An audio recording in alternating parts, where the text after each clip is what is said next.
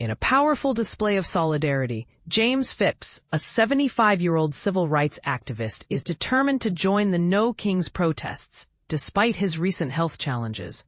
But this isn't just any protest. It's a movement fueled by some of the biggest labor unions in the U.S., standing up against the Trump administration's policies.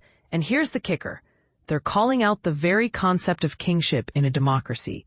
No Kings, a rallying cry against oppression. Phipps, a veteran of the 1960s civil rights movement, knows a thing or two about fighting for justice. As a teenager, he bravely fought for racial integration and labor rights, witnessing the harsh realities of sharecroppers' lives in Mississippi.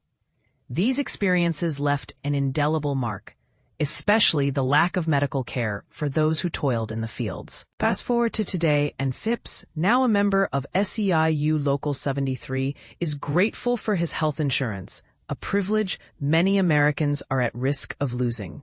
The federal government shutdown, sparked by Democratic demands to address Medicaid cuts and extend health insurance subsidies, has become a battleground.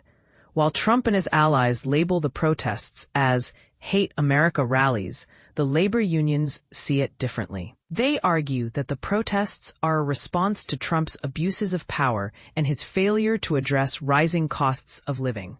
A historic struggle for freedom. Randi Weingarten, president of the American Federation of Teachers, emphasizes the importance of having a voice in both the workplace and democracy. She believes that the labor union's involvement in the No Kings protests is a continuation of the historic struggle for freedom. This struggle dates back to the days of slavery and Jim Crow laws, where speaking out against oppression could cost lives. A controversial interpretation. Kingship in a democracy? The protests have sparked a controversial interpretation of the role of politicians in a democracy. Jaime Contreras from SEIU 32BJ argues that politicians shutting down the government to protect the wealthy is a form of kingship. He draws a stark contrast between peaceful protesters and the rioters who stormed the Capitol, questioning the labels of terrorists and patriots. As the No Kings protests gain momentum, they serve as a reminder that the fight for freedom and equality is far from over. But here's where it gets controversial.